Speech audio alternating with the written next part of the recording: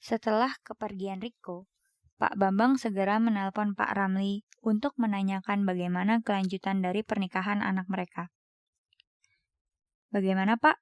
Apa anak Pak Ramli setuju dengan rencana kita? Tentu saja Pak, semuanya beres. Tinggal panggil Pak Penghulu saja. Lusa aku akan bawa Intan ke rumah sakit. Terima kasih Pak, aku bahagia mendengarnya.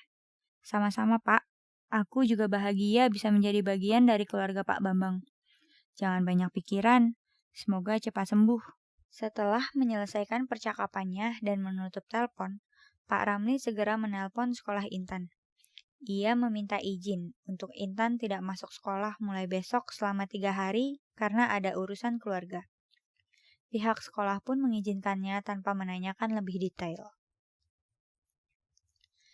Di perusahaan, Riko tidak bisa berkonsentrasi. Ia kepikiran permintaan papanya terus.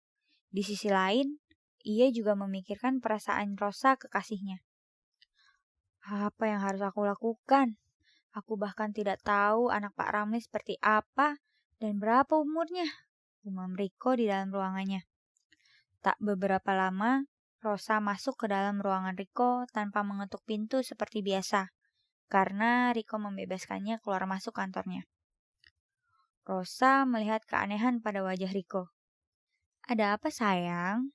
Tanya Rosa sambil berdiri di belakang Riko yang duduk di kursi, lalu memeluk leher Riko dari belakang. Sakit papaku semakin parah, ucap Riko tanpa memandang ke arah Rosa. Maaf, aku belum bisa menjenguknya. Akhir-akhir ini aku sangat sibuk, balas Rosa sok prihatin. Bukannya itu bagus kalau semakin cepat ia mati. Maka tidak ada lagi yang menghalangiku menikah dengan Riko, batin Rosa. Ia pun tersenyum licik, karena memang selama ini Pak Bambang belum menyetujui hubungan Riko dengan Rosa.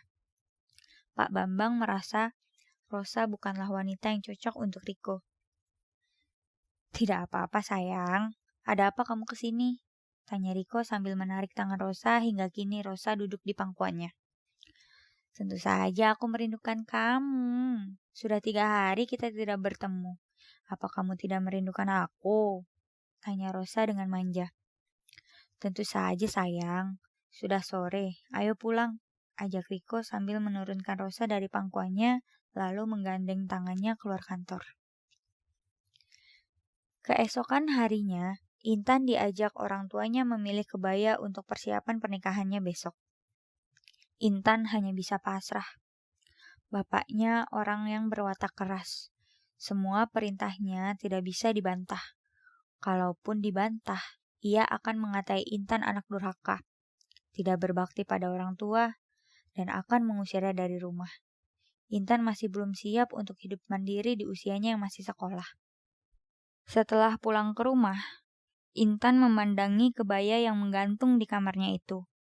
Ia tersenyum sinis, lalu menangis, dan memejamkan matanya. Sebentar lagi aku akan menikah. Aku tidak tahu hidupku akan bahagia atau lebih buruk dari sekarang. Aku tidak pernah membayangkan hidupku akan berakhir seperti ini. Dulu, aku membayangkan ketika dewasa, aku akan menikah dengan laki-laki yang aku cintai dan mencintaiku. Tapi sekarang semuanya hanyalah angan-angan. Adit, maafkan aku. Penantianmu selama ini sia-sia. Gumam Intan, ia pun akhirnya tertidur.